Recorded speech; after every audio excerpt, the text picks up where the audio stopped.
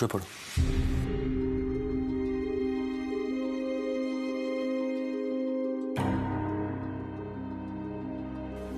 কি হলো? খাটেই শুই। মা আমাকে নিচে শুতে দিত না, বলতো ঠান্ডা লেগে যাবে।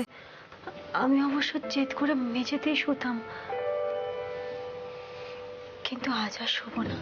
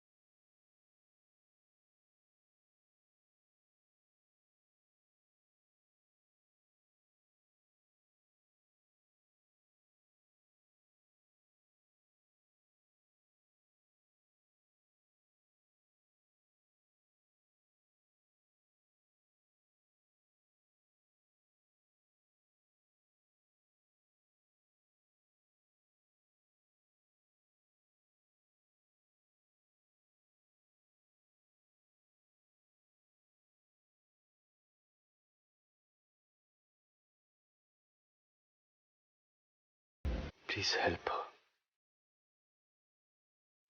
আমি মাকে হারিয়ে যে কষ্টটা পেয়েছিলাম, সেই কষ্টটা যেন মিঠাই কখনো না পায়।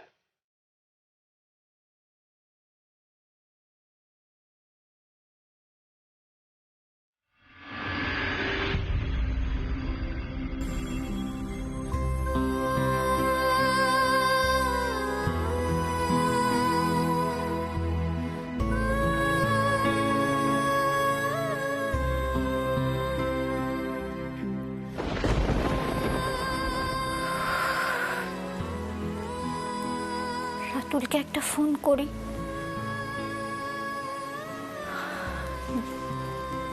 না না, বেচারা মুম্বাইতে সারাদিন নিশ্চয়ই খুব খাটাখাটনি গেছে।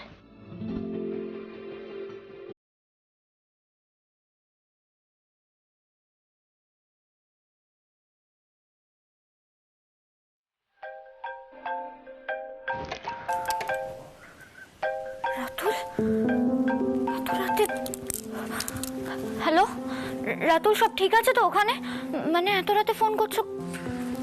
হ্যাঁ শ্রী, অল গুড। ওইদিকের কি অবস্থা? এটাই সামলেছে নিজেকে? না, ধাক্কাটা সামলাতে পারেনি এখনো। তবে দাদাভাই ব্যাঙ্গালোর থেকে ভাগ্যিস ফিরে এসেছিল, না হলে আজ মিঠাইয়ের একটা নার্ভাস ব্রেকডাউন হয়ে যেত, জানো তো। আর আমি এখনো মেনে নিতে পারছি না মিঠাই কি করে সামলাবে বলো তো। মানে আন্টি 2 দিন আগেও ঘুরে গেলেন রাতুল। এই নিয়ে কেই বা কি বলতে পারে বলো? আমি সব তুমি এখন মনোহরা ড্রয়িং রুমে একা বসে আছো। তুমি কি করে জানলে বলো তো?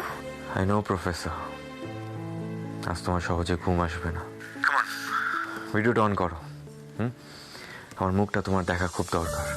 রাতুল, সত্যি বাবা তুমি পারো। দাঁড়াও।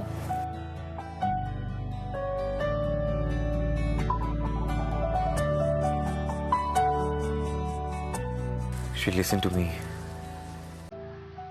তোমার খুব কষ্ট হচ্ছে তাই না?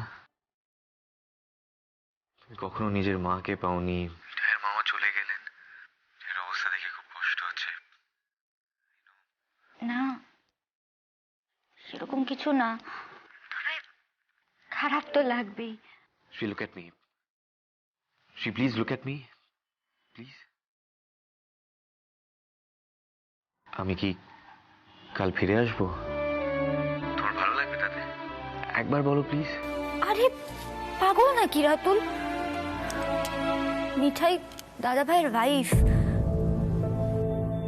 তার মা হঠাৎ করে চলে গেছেন, তাই দাদা ভাই নিজের ইন্টারভিউ না দিয়ে চলে আসার একটা মানে আছে। তুমি কেন আসতে যাবে? তোমার জন্য,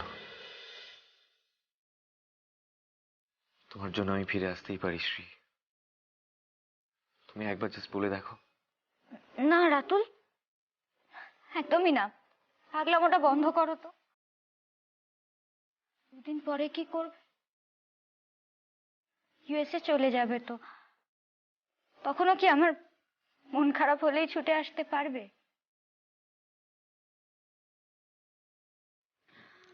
রাতুল, অনেক রাত হয়ে গেছে তো, ঘুমিয়ে পড়ো, আমি রাখি।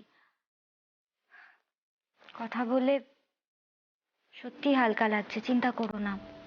আয়ুষ, কি মানে কি ব্যাপারে সর হওয়ার কথা বলছো বলো? তোমাকে আর একটু হ্যাপি করার জন্য আমি আরো কিছু তো করতেই পারি। হেডস্ট্যান্ড করবো? না না না রাতুল, প্লিজ, আর কোনো পাগলামো নয়। আমি বলছি তো, আমার অনেকটা রিল্যাক্সড লাগছে। তুমি প্লিজ ঘুমাতে যাও, রাখছি।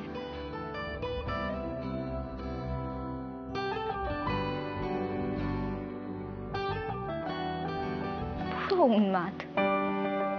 এখন এই সিচুয়েশনে নাকি ওর হেডস্ট্যান্ড করার কথা মাথায় আসছে। সত্যি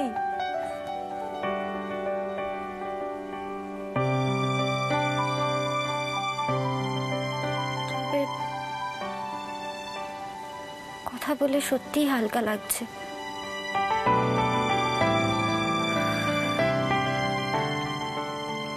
যেটা হয়ে গেছে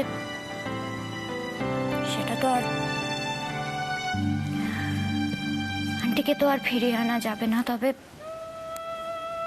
আমাদের মনগুলো যদি হালকা থাকে তাহলে মিঠাইয়ের কষ্টটাও আমরা নিশ্চয়ই একটু কমাতে পারবো।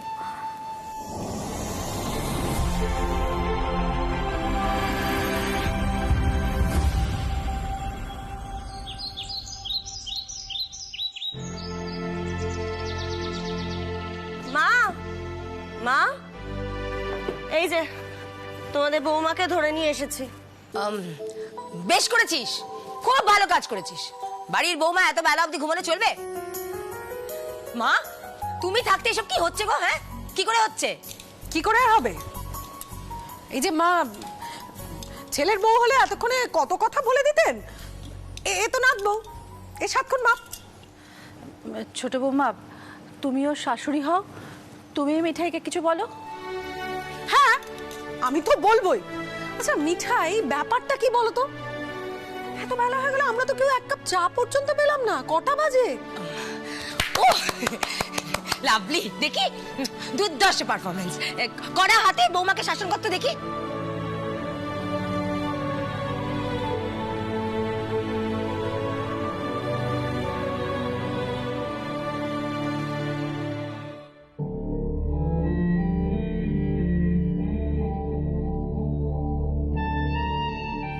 মিঠাই, মিঠাই বলছি, আমাকে আজকে একটু হট চকলেট করে দাও না গো। মিঠাই, এই মিঠাই, নিপা কি বলছে দেখো। নিপা, সীতামা দিদি, আমি না বসে থাকতে,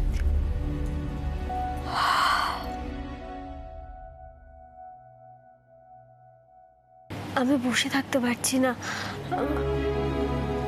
আমার একটু শুতে হবে। আমি আমি কি একটু শোবো? আমি শুতে গেলাম। হ্যাঁ, আসছি। হ্যাঁ,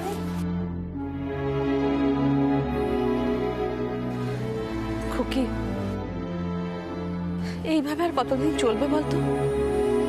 সবাই মিলে মেয়েটাকে তো একটু স্বাভাবিক করে তুলতে হবে। মা, আমার কি মনে হয় বলুন তো, মিঠাইকে না একজন ভালো ডাক্তার দেখানো উচিত। আর কত ডাক্তার দেখাবে বলো তো ছোট মা? দাদাভাই তো অনেকের সাথে কনসাল্ট করেছে, সবার তো একই বক্তব্য, সময় দিতে হবে। কিন্তু এই সময় দিতে দিতে তো অনেকগুলো দিন কেটে গেল রে শ্রী। মিঠাই এখন বেশিরভাগ সময় ঘুমাচ্ছে। সেই মেয়ে যাকে কিনা হাজার বললেও আমরা ঘুমোতে পাঠাতে পারতাম না। আমার না ব্যাপারটা একদম ভালো লাগছে না রে। আচ্ছা শ্রী, বলছি আমরা যদি দাদা ভাই আর মিঠাইকে কোথাও ঘুরতে পাঠাই তাহলে? দীপা প্লিজ পাগলের মতো কথা বলিস না। তোর কি মনে হয় এরকম একটা সিচুয়েশনে মিঠাই এখন ঘুরতে যাবে? আশ্চর্য, তাহলে কি করব আমরা? এইভাবে চলতে থাকলে মেয়েটা তো মাথা খারাপ হয়ে যাবে। খুকি, তোর বাবাকে ফিরতে দে। উনি ফিরে এসে নিশ্চয়ই নতুন কোনো উপায় বের করবেন। আমি তো দিন রাত রাধা মাধবের কাছে মিঠাইয়ের নামে পুজো দিচ্ছি। যাই, ঠাকুর ঘরে যাই আবার।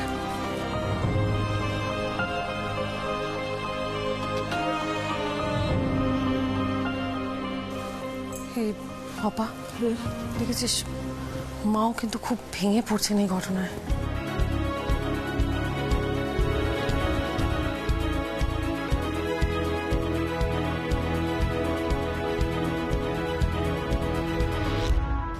আমার নিজেরই না কেমন একটা ভয় ভয় করছে। আসলে মিঠাই যা কাণ্ড কারখানা করছে না।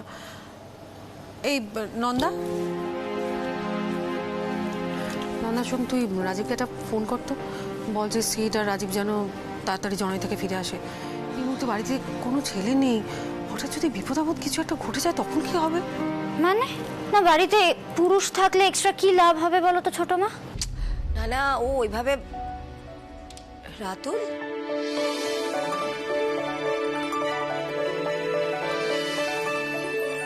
ভেতরে এসো। এই দেখ, রাধা মাধব তোর কথা শুনেছে। দেখ, রাতুল চলে এসেছে, আর কোনো টেনশন নেই। ভাইয়া, তোমার মুম্বাইতে সব কাজ হয়ে গেছে তো, নাকি আবার তোমাকে ফেরত যেতে হবে? না বৌদি, সব হয়ে গেছে। আমি সব তাড়াতাড়ি শেষ করেই চলে এলাম। ভালো লাগছিল না মুম্বাইতে। এই বাড়িতে এত বড় একটা বিপদ হয়ে গেল আর আমি মুম্বাইতে, সেটা হয় না বৌদি। বলছিলাম যে মিঠাই কোথায়, সে ঠিক আছে তো? মিঠাই স্বাভাবিক হতে পারছে না রাতুল, ঘুম থেকে উঠতেই চাইছে না। রাতুল, একটু আগে ওকে ধরে নিয়ে আসা হয়েছিল, আবার উপরে চলে গেল জানো, ঘুমোবে বলে। তুমি এক কাজ করো না গো, তুমি বরং ওর কাছে কি একটু কফি চাও না? এই নিপা, আর থাম তো, ছেলেটা সবে মাত্র অত দূর থেকে। এই শ্রী, শোন না, তুই রাতুলকে একটু চা কফি কিছু দে, মানে জল টল দে। আমরা একটু মিঠাইকে দেখে আসি কি করছে। রাতুল তুমি বসো। হ্যাঁ শ্রী, একটু দেখ। আমিও যাই, সিটকে একটা ফোন করি।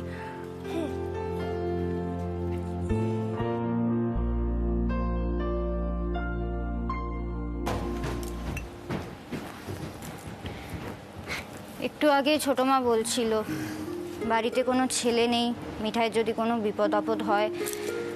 আমি প্রোটেস্ট করলাম। Thank you.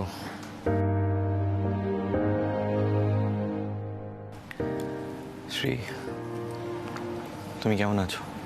কেন? আমার আবার কি হয়েছে? মিঠাইয়ের বড় ধাক্কা লেগেছে আমি জানি, আর এই মুহূর্তে সিট ছাড়া ওকে কেউ সামলাতে পারবে না। কিন্তু অন্যের কষ্ট দেখে তুমি কতটা এফেক্টেড হও, অথচ মুখে কিছু বলো না। সেটা আর কেউ বুঝুক না বুঝুক, আমি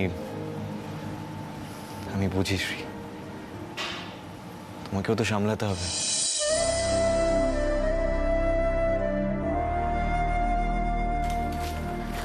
আচ্ছা রাতুল, তুমি এগুলো নিয়ে চিন্তা করতে গিয়ে আবার বিদেশি ইউনিভার্সিটির রিপ্রেজেন্টেটিভদের কাছে ভুল প্রেজেন্টেশন দিয়ে চলে আসোনি তো?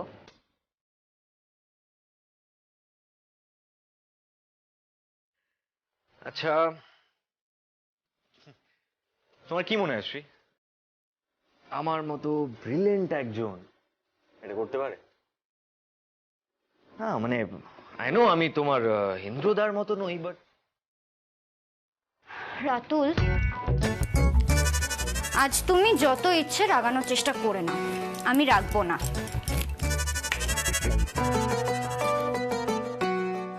বেশি strong I don't like. I know. আচ্ছা, এই নাও। Thank you. ইউ। আচ্ছা শোনো, জামা কাপড় তো নিশ্চয়ই কাচতে দিতে হবে, তো তুমি একটা কাজ করো, এখানেই দিয়ে দাও, আমি এখানেই কাচতে দিয়ে দিই।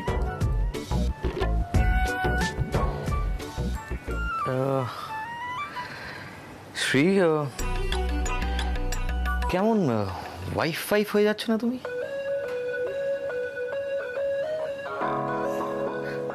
না মানে প্রফেসর তো এরকম ছিল না। আচ্ছা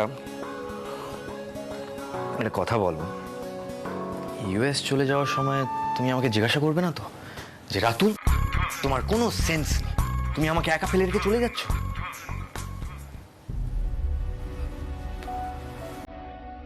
এরকম বলবে না তো?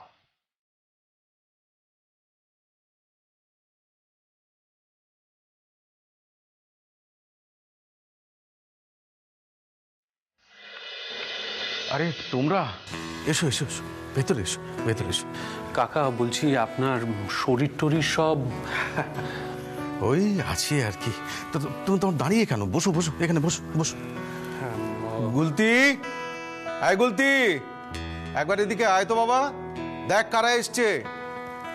বসো, তোমরা দাঁড়িয়ে। কাকা বলছি এগুলো আবার এই দিম্মা পাঠিয়েছেন আসলে। আর আপনাদের আর কিছু যদি প্রয়োজন থাকে নিঃসংকোচে বলবেন কিন্তু। না না, আর কি বা প্রয়োজন?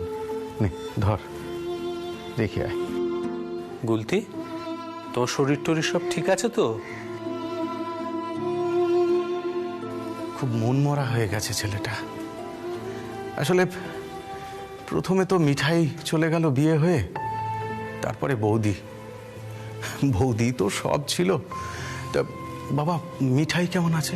কুলতির মতন অবস্থা ওর মিঠাই দিদির। আসলে কি জানো তো, আমি না এই পুরো সিচুয়েশনটার সাথে খুবই ফ্যামিলিয়ার। আমি জানি মা চলে গেলে কেমন লাগে। কুলতি, কুলতি, আচ্ছা আমাকে একটা কথা বলো তো, আন্টি যদি তোমাদের এরকম মনমরা অবস্থায় দেখে তাহলে কি খুশি হবে? আচ্ছা বলছি, আন্টির কোনো ছবি আছে তোমাদের কাছে? অ্যাকচুয়ালি একটা ছবি নিয়ে যেতাম তোমার মিঠাই দিদির জন্য, দেখলে খুব হ্যাপি হয়ে যেত। হ্যাঁ বলছি যে কাকা, ছবিটা দেখলে হয়তো মিঠাইয়ের ভালো লাগবে। ইয়ে বলতি, তুই ও ঘর থেকে বৌদির হাত বাক্সটা নিয়ে আয় তো। বাবা রাজীব, বলছিলাম যে যে জায়গাটায় বৌদি শ্রাদ্ধ শান্তির কাজটা করব, সেটা একবার তোমাকে দেখিয়ে নিয়ে আসি।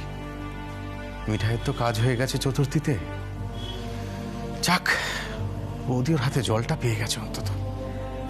আর রইল, বাবা তুমি একটু বসো, আমি ওনাকে একটু নিয়ে যাই। হ্যাঁ চল চল। ও ভাই সিদ্ধার্থ, বলছি শোনো না, তুমি কিন্তু বেশি দেরি করো না। তোমার দিদি ফোন করেছিল, মিঠাই নাকি খালি ঘুমোচ্ছে। আবার ঘুমাচ্ছে? গুলতি,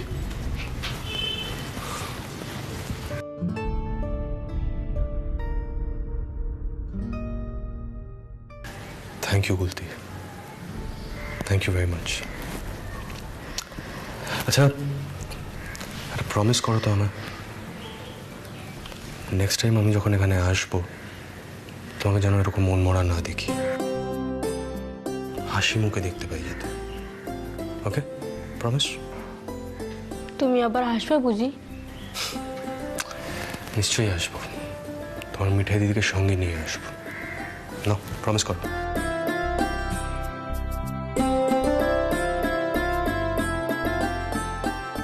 গুড বয়।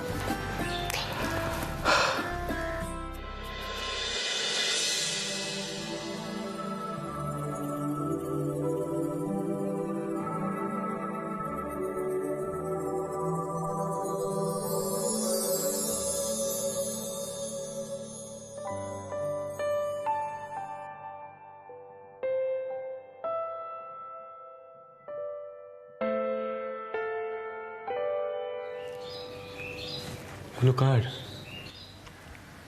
এটা বোধহয় মিঠা দিদির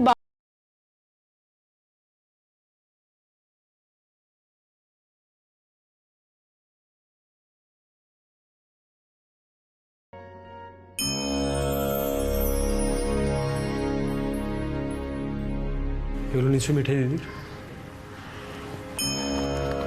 এগুলো নিয়ে আমি আমার ঘরে যাচ্ছি।